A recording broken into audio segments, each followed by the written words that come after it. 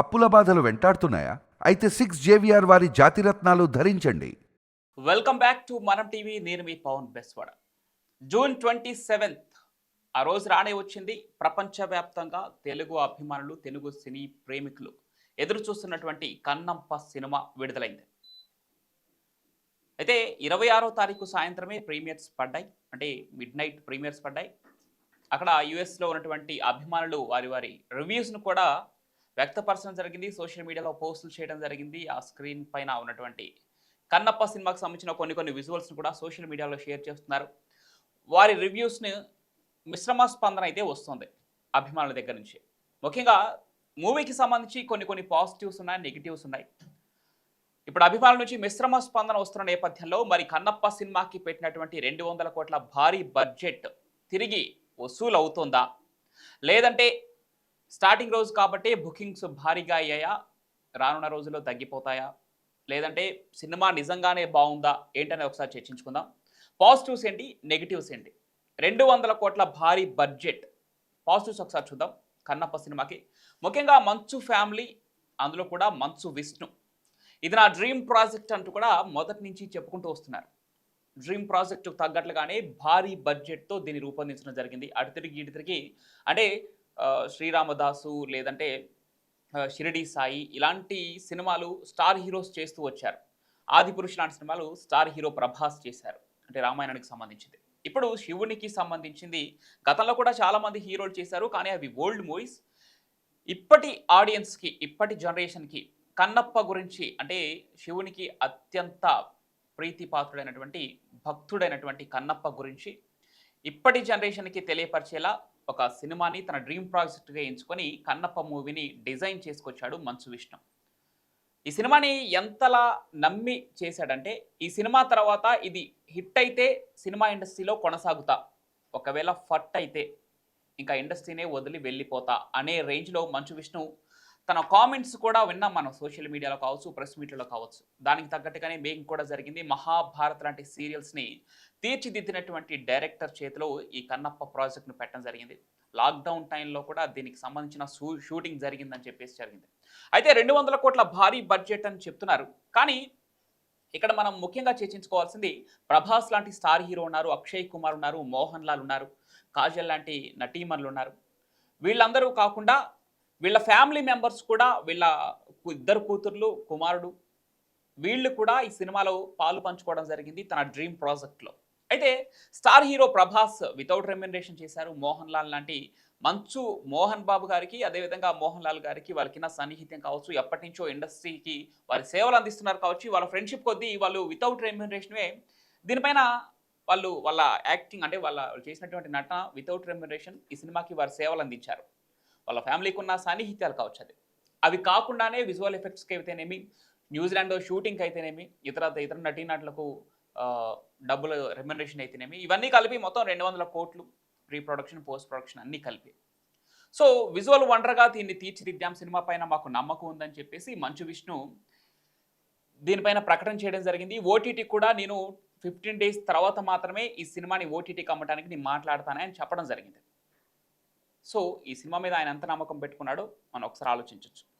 ముఖ్యంగా సినిమాలో positive points, Prabhas లాంటి స్టార్ హీరో ఉన్నారు, మోహన్ లాల్ అంటే వేరే లాంగ్వేజెస్లో ఉన్న స్టార్ హీరోలు అందరూ ఈ సినిమాలో ఉన్నారు, అది ఫస్ట్ పాజిటివ్ పాయింట్.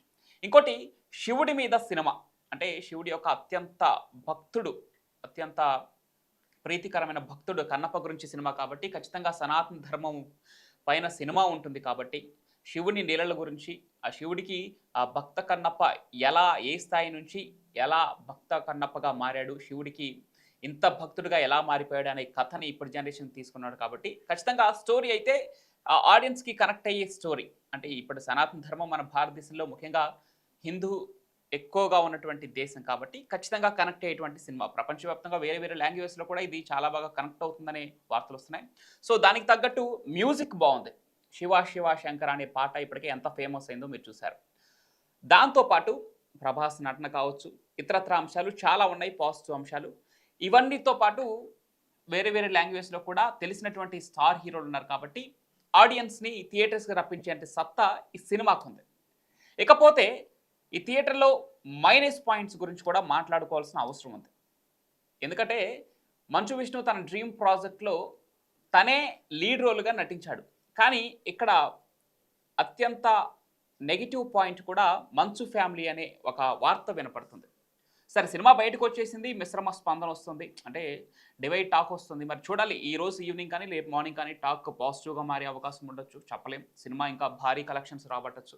కానీ సినిమా రిలీజ్ అవ్వక ముందు నుంచి ఈ టాక్ నడుస్తూ ఉంది. ఎందుకంటే గతంలో మంచు ఫ్యామిలీ వివాదాలు కావచ్చు, మంచు ఫ్యామిలీ బిహేవియర్ కావచ్చు, మంచు మోహన్ బాబు గారు రకరకాల ఈవెంట్స్లో ఆయన చేసినటువంటి కామెంట్స్ కావచ్చు, మంచు విష్ణు కొన్ని చోట్ల టంగ్ స్లిప్ అయ్యి చేసినటువంటి కామెంట్స్ కావచ్చు, ఇవన్నీ కొంత అంటే ఒక రకంగా చులకన భావాన్ని తెచ్చాయి. సో వీళ్ళు సినిమాలు చేస్తే కామెడీగానే ఉంటుంది, ఫన్నీగానే ఉంటుంది, వీళ్ళు సీరియస్నెస్ ఉండదు అనే రకంగా ట్రోల్ చేశారు. సోషల్ మీడియాలో ట్రోల్స్ చేసి మంచు విష్ణు వాడిని కోర్టుల వరకు వెళ్లాల్సినటువంటి సిచ్యువేషన్.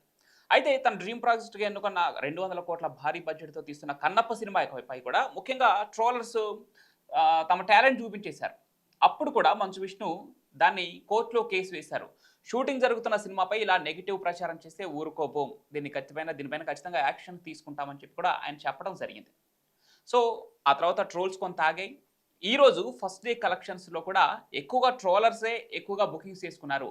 దాన్ని సినిమా కొంచెం అటు ఇటు అయినా కూడా దీనిపైన మేము వేసుకుంటాం అనే రీతిలో ఆ ట్రోలర్స్ ఉన్నారని చెప్పి కూడా సోషల్ మీడియాలో కామెంట్లు అయితే వినపడుతున్నాయి. ఏదేమైనా సినిమా అయితే ప్రేక్షకుల ముందుకు వచ్చేసింది. ఇక నెగిటివ్ పాయింట్కి వచ్చేసి మంచు ఫ్యామిలీ అంటున్నారు. అదేవిధంగా ఇప్పటికే వస్తున్న టాక్ ప్రకారం చూస్తే ఫస్ట్ హాఫ్ చాలా స్లోగా ఉంది అన్నారు. సెకండ్ హాఫ్లో ప్రభాస్ ఎంట్రీ వరకు కూడా సినిమా అంతంత మాత్రంగానే ఉంది. వన్స్ ప్రభాస్ ఎంట్రీ తర్వాత మాత్రమే సినిమా మరో స్థాయికి వెళ్ళింది అంటున్నారు. ఇక మంచు విష్ణు నటన కూడా బాగుందని చాలా మంది చెప్తున్నారు. మంచు విష్ణు క్లైమాక్స్లో తన పర్ఫార్మెన్స్ చూస్తే నిజంగా పీక్స్ అని చెప్పవచ్చు. ఇప్పటివరకు ట్రోల్స్ అన్ని కూడా చల్లా చెదురు చేసేలాగా, అంటే కొట్టుకుపోయేలాగా, తన నటనకి సంబంధించి కొంత పాజిటివ్ వైబ్ని కూడగట్టుకునేలాగా మంచు విష్ణు తన డ్రీమ్ ప్రాజెక్ట్లో తన డ్రీమ్ రోల్లో నటించాడనేది చాలామంది చెప్తున్నారు. చూడాలి, మ్యూజిక్ బాగుంది, స్టార్ హీరోలు ఉన్నారు, వాళ్ళు బడ్జెట్ లేకుండా చేశారు.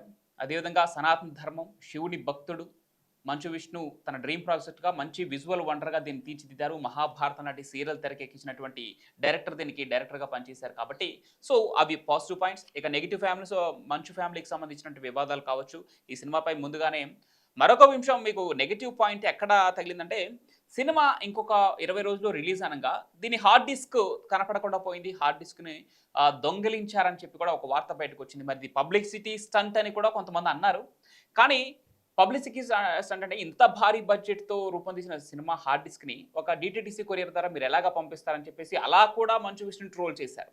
అంటే దానికి కొంత సెక్యూరిటీ, ముంబై నుంచి ఇక్కడికి హైదరాబాద్ వచ్చే క్రమంలో దాన్ని ఒక మనిషిని పెట్టి దాన్ని ఇట్లా క్యారీ చేయాల్సిన అవసరం ఉంది. కానీ ఇంత భారీ బడ్జెట్ సినిమాని మీరు అంత సింపుల్గా ఎలా డిటిడిసి కొరియర్ చేస్తారని చెప్పేసి కూడా చాలామంది ట్రోల్ చేయడం జరిగింది.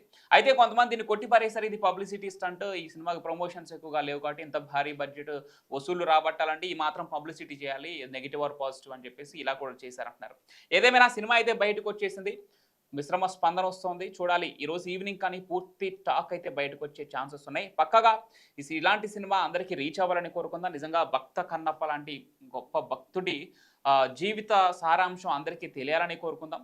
మంచు ఫ్యామిలీ దీన్ని డ్రీమ్ ప్రాజెక్ట్గా తెరకెక్కించింది కాబట్టి వారి ఆశ కూడా నెరవేరాలనే ఖచ్చితంగా ఆశిద్దాం.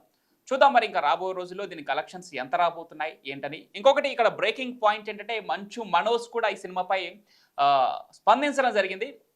సినిమా చాలా బాగా వచ్చింది, అంటే దీనికి ముందు అంటే ఈ సినిమా యాక్చువల్గా దీనికి పెట్టిన బడ్జెట్ గురించే వీళ్ళు భారీగా గొడవలు పడినట్టు తెలుస్తుంది. ఆ గొడవలలో భాగంగానే మంచు మనోజ్కి మంచు విష్ణుకి కొంత వ్యత్యాసాలు, అవి వాళ్ళిద్దరి మధ్య డిఫరెన్సెస్ వచ్చినట్టు తెలుస్తుంది. సో ఆ విభేదాల నేపథ్యంలోనే మంచు మనోజ్ అవి కాస్త చిలికి గాల్వా అన్నట్లుగా ఆయన ఎక్కువగా గొడవపడి దీనిపైన తారాస్థాయికి చేరుకొని మంచు మనోజ్ బయటికి వెళ్ళిపోయినట్లు తెలుస్తుంది. ఇప్పుడు మంచు మనోజ్ దీనిపైన స్పందించడం కూడా ఒక బ్రేకింగ్ అని చెప్పవచ్చు, అంటే కొంత ఆసక్తికరమైన పరిణామం అని చెప్పవచ్చు. ఎలాంటి మంచు మనోజ్ చెప్పడం కూడా చాలా ఆసక్తికరంగా తన రివ్యూని ఇవ్వడం జరిగింది. అదేంటంటే, మంచు మనోజ్ సినిమా చూశారు, ఎస్ నేను అనుకున్న దానికంటే సినిమా చాలా బాగా వచ్చింది, అంటే మంచు విష్ణు పేరు తీయకుండానే ప్రభాస్ పేరు తీసి ప్రభాస్ వచ్చిన దగ్గర నుంచి సినిమా నెక్స్ట్ లెవెల్కి వెళ్ళిందని కూడా ఆయన చెప్పడం జరిగింది. అదేవిధంగా క్లైమాక్స్లో ఇందాక నేను చెప్పినట్లు మంచు విష్ణు రోల్, ఆ డ్రీమ్ రోల్లో మంచు విష్ణు చాలా బాగా నటించారని చెప్పేసి మంచు విష్ణు పేరు తీయకుండానే ఆయన దాన్ని తన రివ్యూ ఇవ్వడం జరిగింది. ఏదేమైనా పెట్టిన 200 కోట్లు తిరిగి వచ్చేయాలని చెప్పేసి కూడా మంచు మనోజ్ అయితే కొంత ఆశాభావం వ్యక్తం చేశారు. సో చూద్దాం. ఆ మంచు మనోజ్ లాగానే మనం కూడా తెలుగు ఆడియన్‌గా భక్త కన్నప్ప శివుని భక్తులుగా సనాతన ధర్మాన్ని ఆచరించే వాళ్ళుగా ఒక హిందూ ధర్మ పరిరక్షకులుగా మనం కూడా ఇలాంటి సినిమా జనంలోకి వెళ్ళాలని కోరుకుందాం. ఖచ్చితంగా విజయం సాధించాలని కోరుకుందాం. పెట్టిన డబ్బంతా వెనక్కొచ్చి మళ్ళీ మళ్ళీ మంచి మంచి సినిమాలు మంచు ఫ్యామిలీ తీసి తెలుగు అభిమానులను అలరిస్తూనే ఉండాలని కోరుకుందాం. Thank you.